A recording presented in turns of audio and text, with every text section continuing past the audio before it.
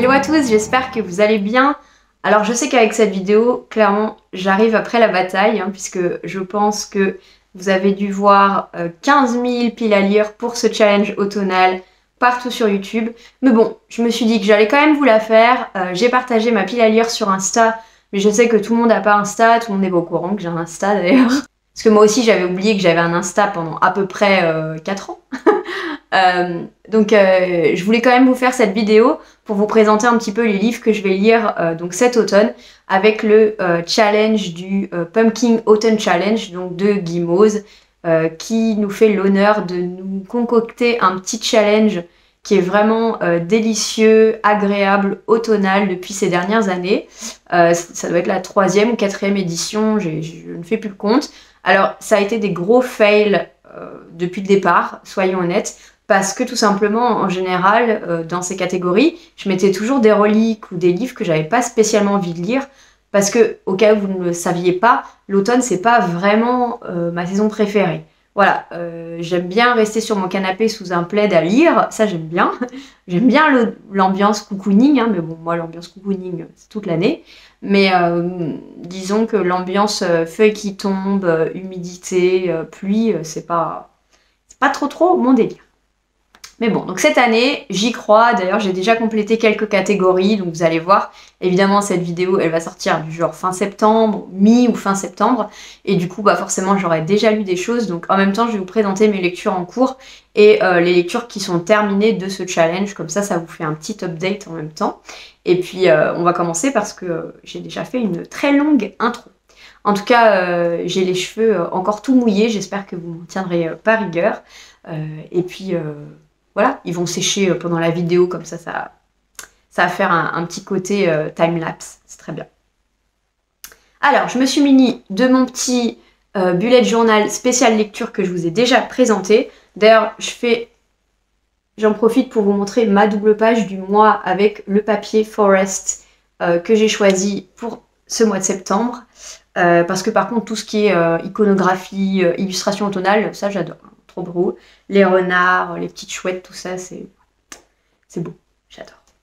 Et voilà la page donc que je me suis fait pour le Pumpkin Autumn Challenge. Ça, évidemment, ça rentre pas sur 2 pages. Donc, j'ai fait une 3e ici, avec les petits animaux de la forêt. Donc, il y a le petit hérisson, le petit écureuil, le renard et le cerf, avec des petites citations dans toutes les langues. Voilà. C'est toujours du même carnet... papier illustré, collection Forest. Je vous mettrai ça en barre d'infos pour ceux que ça intéresse. Je sais qu'il y en a quelques-uns qui aiment tout ce qui est bullet journal et scrapbooking, donc au cas où, vous avez ça en dessous. Alors, pour le menu 1 qui était automne frissonnant, avec la première sous-catégorie Gargare à la main de gloire. Je ne sais absolument pas d'où viennent ces références et j'ai pas essayé de chercher pour être honnête. Je crois qu'il n'y en a qu'une seule où je sais à peu près d'où ça vient, mais bon, comme je suis même pas sûre, je vais pas faire croire que je sais. Donc celle-ci, aucune idée. En tout cas, c'est une catégorie avec voleur, thriller, policier, horreur, épouvante et superstition. Donc pour cette sous-catégorie, j'ai choisi 2 livres. La première, il s'agit de la lecture commune que je suis en train de faire, donc le tome 2 de ça, sachant qu'au mois d'août, j'ai lu le tome 1 de ça, je me suis régalée. C'est officiellement la relique de ma palle, donc c'est un livre qui datait de 2016 dans ma pile à lire. Voilà, après ça, c'est terminé, tout date maintenant de... J'en ai un de 2018, après ça commence à 2019, donc je suis assez fière. Et donc le tome 2 de ça, pour l'instant, pareil, je me régale, même s'il y a des parties qui sont un peu plus gênantes. J'en suis à la page 241, donc ça avance plutôt bien, avec le petit découpage. Et donc n'hésitez pas à nous rejoindre, on est très nombreux sur le groupe Facebook, c'est lire un king par mois ensemble, ou alors lire un king ensemble par mois, je ne sais jamais, qui a été créé par Monsieur Cabric et animé par Céline Lecture, Séverine, Il est bien ce livre, et Armance. Donc je vous mettrai en barre d'infos tout ça. Donc n'hésitez pas si vous avez des kings à sortir de votre palle. En tout cas, moi je me régale et j'aime beaucoup les suivre en live. Ça me motive à fond. Donc là, c'est la lecture de septembre qui sera finie en septembre. Et au mois d'octobre, donc je mets un deuxième King dans cette sous-catégorie qui rentrera parfaitement. Il s'agit de Salem. Salem, donc toujours de Stephen King, qui est aussi un beau bébé dans cette nouvelle édition qui est juste trop belle. Alors évidemment, j'ai les reflets de Marine Light, mais trop beau. Et donc Salem, j'ai l'impression qu'on va parler d'une ville, maison hantée. J'en sais pas beaucoup plus, en tout cas le dessin sur la couverture montre clairement une espèce de maison hantée, et le résumé nous dit qu'il se passe des choses étranges dans la bourgade. Il y a un chien qui est éviscéré, un enfant qui disparaît. Donc bon, ça me fait penser un petit peu à ça, hein. Ambiance, ça sera parfait pour octobre, et en plus la couverture orange, donc parfait. Alors pour la deuxième sous-catégorie de ce premier menu, il s'agit de, bon je lis en même temps hein, parce que les noms des sous-catégories sont pas si faciles, Double Toil and Trouble, et il s'agit de sorcière, théâtre, prophétie, tragédie. Et pour celui-là, j'en ai un qui va très bien, je pense. Donc il s'agit de Circé de Madeline Miller chez Pocket. Celui-ci, il est dans mon challenge en plus 21 livres pour 2021. Donc ça tombe plutôt bien. J'avais lu Le Chant d'Achille de la même autrice que j'avais adoré. Donc celui-ci, on va suivre Circé. Circé qui a été un peu bannie, hein, me semble-t-il, de l'Olympe parce qu'elle est différente et elle va être traitée de sorcière. Donc ça rentre parfaitement dans la sous-catégorie et j'ai vraiment hâte de lire cet ouvrage parce que bon, ça complète plein de challenges en même temps et j'avais hyper envie de le lire. Ensuite, troisième sous-catégorie, il s'agit de Le folklore de Chippenden. Bon, moi je connais Chippendale, mais pas Chippenden. Créatures surnaturelles, obscures, fantasy, fantastique. Et alors là, j'ai mis deux bouquins. Donc le premier, et vous allez dire quel rapport, mais bon, hein, moi j'ai un peu trituré les catégories.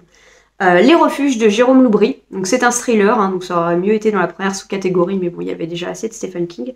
Les refuges, on va dire que c'est obscur, parce que c'est un thriller et que ça a l'air de faire assez peur. Je ne sais quasi rien, à part que ça a été un gros coup de cœur, ça a fait beaucoup de buzz lorsque c'est sorti. Et j'ai très envie de lire, voilà. Honnêtement, je ne sais absolument rien dessus. Donc ça va rester page vierge pour moi. Je vais rentrer dedans sans en savoir et je pense que ça sera très bien et que j'aurai sûrement un peu peur. Et enfin, pour tout ce qui est fantasy, fantastique, j'aimerais lire la suite de Gardien des Cités Perdues. Donc celui-ci, c'est le tome 5, c'est le dernier tome que j'ai lu. Projet Polaris. Donc c'est toujours de Shannon Messenger chez Lumen. Le tome 6, je l'ai en numérique et voilà, j'aimerais bien continuer cette saga parce que c'est une saga que j'aime beaucoup. Je lis environ un tome par an. Pareil, ça fait partie de mon challenge 21 livres en 2021. Donc bah, voilà, ça me fait compléter deux challenges en même temps. Et bah, j'aimerais bien compléter cette saga petit à petit. Donc c'est tout pour ce menu 1. Bon, j'ai mis donc 1, 2, 3, 4. J'ai mis 5 livres. Il y en a déjà un qui est en cours. Salem, il sera lu parce que pareil, c'est la lecture commune du mois d'octobre. Donc j'en validerai au moins 2. Voilà, pour le reste, bah, on verra. Voilà. En tout cas, ils me font envie. J'ai rien mis qui me faisait pas envie. Donc j'essaye de m'assurer comme ça du succès de ce challenge. Donc le deuxième menu qui me plaît beaucoup, hein, puisque c'est un côté un petit peu cocooning, tout ce que j'adore. Automne douceur de vie. Et la première sous-catégorie is just a bunch of hocus pocus. Donc tout ce qui est Halloween, Samhain et automne. Alors pour ça, bah, honnêtement, je sais pas du tout si c'est automne ou pas. Donc je vous disais, ça se trouve c'est pas du tout l'automne, mais bon, c'est pas grave. Je sais pas, ça. La couverture me donnait des vibes un peu automnales. Donc j'ai décidé de mettre le tome 1 de Anne au pignon vert, donc Anne de Green Gables. Donc j'ai cette magnifique édition hein, que tout le monde connaît maintenant de chez Monsieur Toussaint l'ouverture. Donc c'est toujours de Lucie Maud Montgomery. Et celui-ci, je vais le lire en lecture commune avec Anna. Donc je vais mettre son compte Insta en dessous. Ça va me motiver et nous motiver toutes les deux à le sortir. Et puis on suivra sûrement les autres tomes ensemble puisque j'ai déjà les 3 tomes et elle aussi. Donc ça va nous faire une petite lecture commune suivie et je dois avouer que ça me plaît beaucoup ce principe. Ensuite, Hey Gigi, alors, ça commence bien. Hey Gigi, tu ne trouves pas que ça sent drôlement bon à la Gutiokipa... Bon, en gros, ça sent bon chez toi. Donc c'est parcours initiatique, jeunesse et famille. Et pour ça, j'ai choisi de continuer une saga, tome 1 que j'ai adoré. Et donc, je veux lire le tome 2 des 7 sœurs, la sœur de la tempête, de Lucinda Riley, donc toujours livre de poche. J'ai beaucoup aimé le tome 1, pas besoin de faire de résumé, je pense que tout le monde connaît maintenant les 7 sœurs. Et puis en plus, j'en ai pas mal parlé déjà dans des vidéos précédentes. Donc voilà, dans le premier tome, on était parti au Brésil, et là, je crois qu'on est parti en Norvège, voilà, j'allais dire un pays nordique, mais je me rappelais plus duquel. Donc on va aller en Norvège, dans les fjords, en suivant Ali, donc la deuxième sœur par ordre chronologique, disons-nous. Voilà, donc ça me fait très envie, et je pense que ça ira parfaitement avec parcours initiatique et famille. Ensuite, il suffit de se souvenir d'allumer la lumière, donc feel good, bien-être et santé mentale. Alors là, je pense que vraiment, je peux pas me tromper, ça fait un peu hiver, hein, mais bon. Mission Hygge, alors je sais pas le prononcer non plus, de Caroline Franc. C'est chez Pocket, et ici en fait on va suivre une journaliste qui va partir au Danemark, dans le pays donc du Hygge, où apparemment ce sont les gens les plus heureux du monde, et donc il va falloir qu'elle enquête pourquoi, et apparemment elle va se prendre d'affection pour cet endroit, donc ça me donne très envie, c'est tout petit, et je pense que ça va être parfait quand il fera un peu plus froid. Je vais peut-être le garder pour octobre-novembre, des journées un peu où le moral n'est pas tip-top. Je pense que ça sera très bien pour ça. Et enfin, dernière sous-catégorie, j'ai un dragon et je n'hésiterai pas à faire feu. Alors là, on est dans humour, illustré, animaux et anthropomorphisme. Alors là, c'était un peu compliqué. Alors je suis restée sur illustré, j'ai choisi 2 mangas. Donc j'ai pris le tome 3 et le tome 4 des Carnets de l'apothicaire, parce que c'est une saga que je veux suivre. Comme ça, je suis sûre de les lire. Voilà, ça sera complété très facilement. Et j'aime beaucoup. En fait, ça parle d'une jeune fille qui était apothicaire et qui s'est fait un peu kidnapper en fait, par des brigands. Et elle va se retrouver à la cour, je sais pas trop comment on dit, mais en gros, elle est dans la cour de l'époque. Elle n'a pas vraiment le choix, elle est un petit peu servante à la base, et puis petit à petit, ils vont savoir qu'elle a un talent, elle va devenir goûteuse, et puis elle va devenir un peu conseillère de ces dames, donc tout ce qui est plantes, voilà, l'herboristerie, voilà.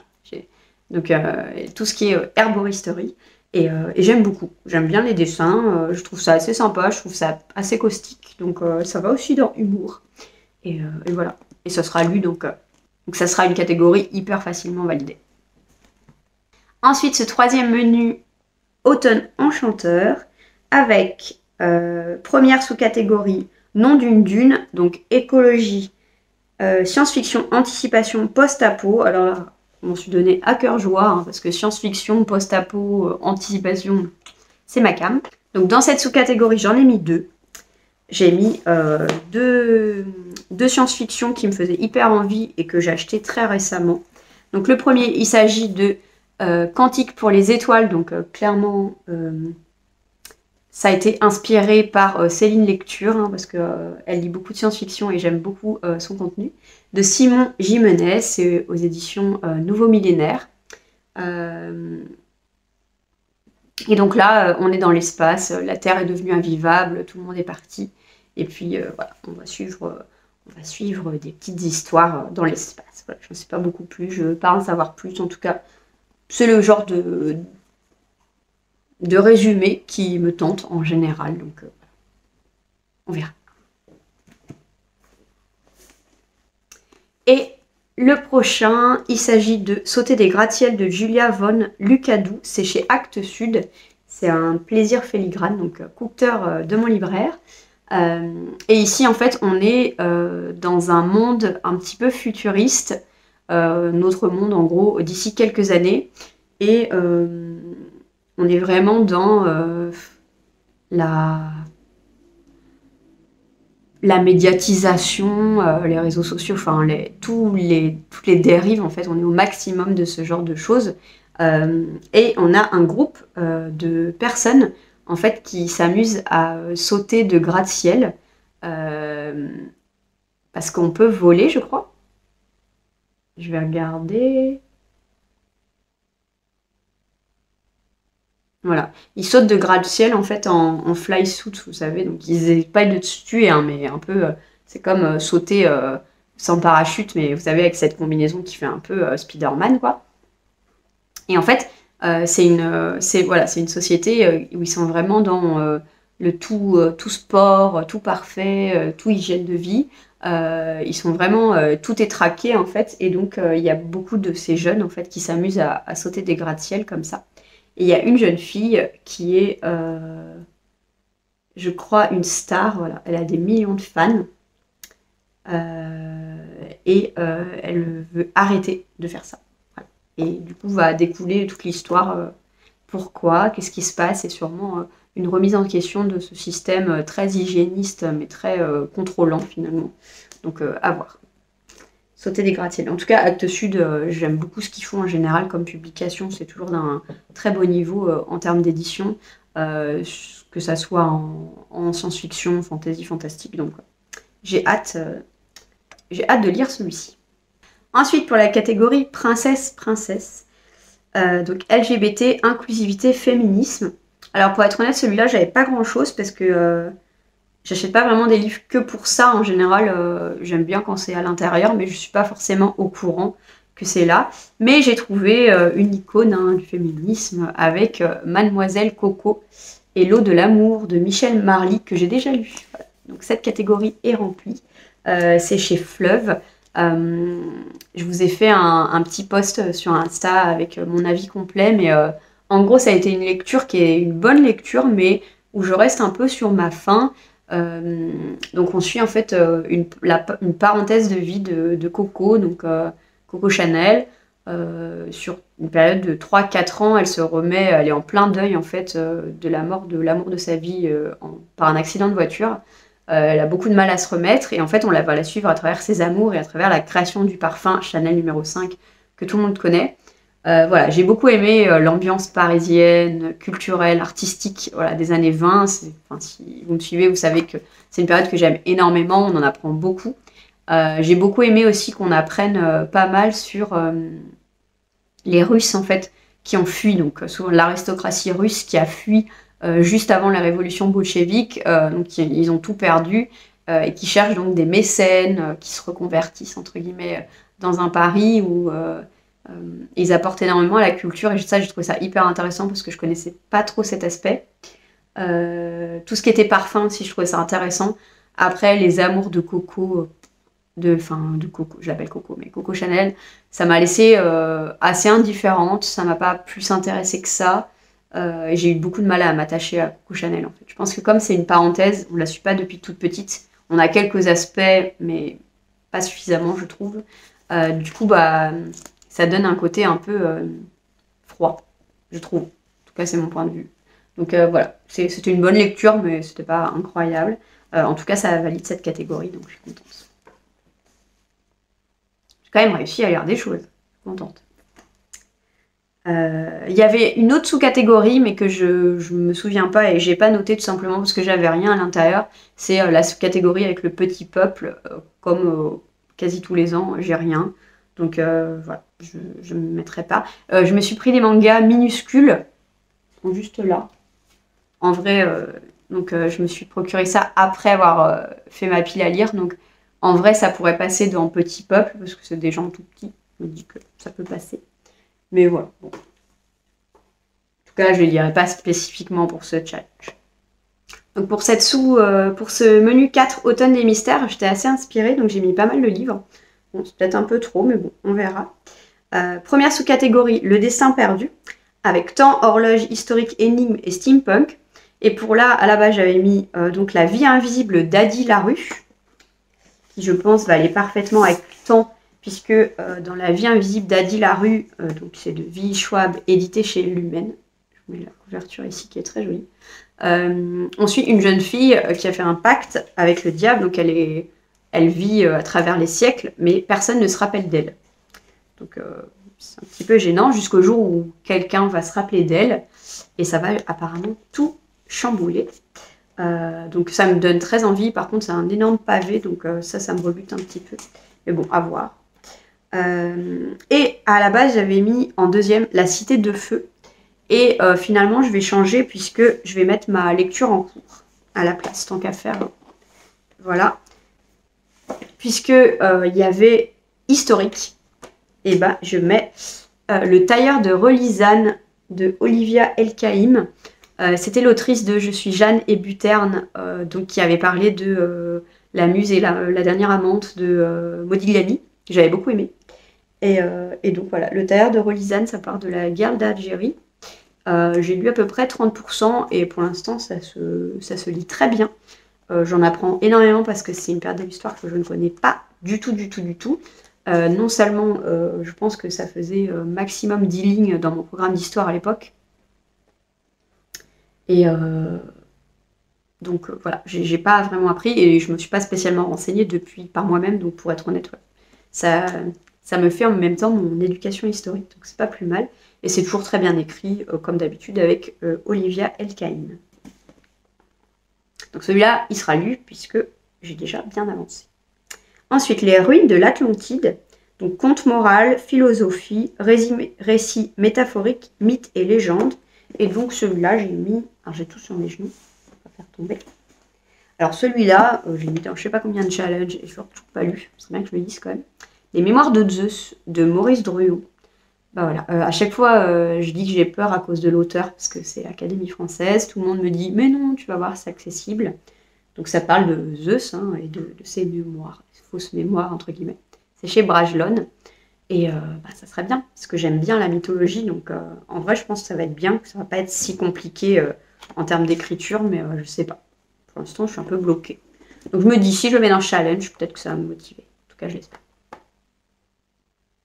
Ensuite, En avant Yvette Tempête, avec aventure, archéologie, artefacts et voyages. Et alors là, j'avais le livre parfait. Je pense que vous vous doutez si vous connaissez bien ma chaîne. Il s'agit de la suite des Chroniques de Sainte-Marie. C'est le tome 7, livre 7. Petit arrangement avec l'histoire. Je suis grande fan de cette série, même s'il y a des incohérences, même si c'est pas parfait. Voilà, ça va parfaitement puisqu'on est avec des historiens qui retournent dans le temps, qui cherchent des artefacts, qui essayent de voir et de s'imprégner de la culture de l'époque. Pour étudier, évidemment, ils font plein de conneries. C'est hyper loufoque, hyper marrant. J'adore. Simplement, j'adore cette saga. Donc, le tome 7, qui est le dernier paru à ce jour. Il me semble que fin octobre, début novembre, il y a le nouveau qui sort, le tome 8. Donc, j'aimerais bien être à jour pour une fois. C'est de Jody Taylor et c'est chez Hervé Chopin. Et le dernier, bien après 26 minutes de blabla, on y arrive. Cabinet de curiosité avec art, science, musée, singularité, étrangeté. Et pour celui-là, j'ai donc mis la nouveauté qui me faisait hyper envie cette année. J'ai mis numérique. De Marina et Sergei Diatchenko. Donc c'est un tome compagnon de Vita Nostra que j'avais lu l'année dernière, je crois, que j'avais juste adoré. Ça avait été mon coup de cœur quasi de l'année, c'est chez La Talente. Et donc c'est le tome 2, donc qui peut se lire complètement indépendamment. Numérique, donc ça va bien avec science, et en plus ça va bien avec étrangeté, parce que je pense que Vita Nostra, c'est un des livres les plus bizarres que j'ai jamais lu. Ça fait très kafkaïen. Ouais, bon. C'est en fait, pour résumer ce livre, je vais faire ça. Voilà. mais pour moi, ça m'a convaincue, ça m'a plu, j'étais emportée. Et du coup, j'ai hâte de lire ce second tome, entre guillemets, numérique. Donc voilà, c'est tout pour cette pile à lire. Alors j'ai mis beaucoup de choses, et mon rythme de lecture n'est pas aussi rapide. Donc clairement, je ne lirai pas tout. Mais bon, je vais essayer de lire une petite sélection de tout ce que je vous ai montré là, donc entre septembre et novembre. D'ici là, je refais peut-être une pile à lire, parce qu'en général, les challenges sur plusieurs mois, je me lasse. Voilà, malheureusement, c'est comme ça. Mais bon, au moins, vous avez un petit aperçu de mes lectures en cours, ce que j'ai déjà lu et ce que je compte lire. Et puis, voilà, vous participez au challenge, c'est quoi les livres que vous allez lire? S'il y a des livres de la sélection que vous voulez lire ensemble, que vous avez dans votre pile à lire, que vous voulez vous motiver, vous n'hésitez pas à me contacter en commentaire ou via Insta. Voilà, j'ai repris mon Instagram, comme je vous disais au début, voire je l'ai recommencé parce que franchement, je faisais rien avant. Donc ça y est, je suis un peu plus active, donc n'hésitez pas à me contacter là-bas. C'est Audrey de Chai Latte et je vous mettrai en barre d'infos tout ça. Bah sur ce, merci beaucoup d'avoir suivi cette vidéo. J'espère qu'elle vous a plu, que ça vous a donné envie, que vous avez peut-être vu des livres que vous n'aviez pas vus partout. Ça vous a donné des idées pour remplir vos propres catégories. Sur ce, bah voilà, je vous fais de gros bisous et puis on se dit à la prochaine pour une autre vidéo. Allez, bye!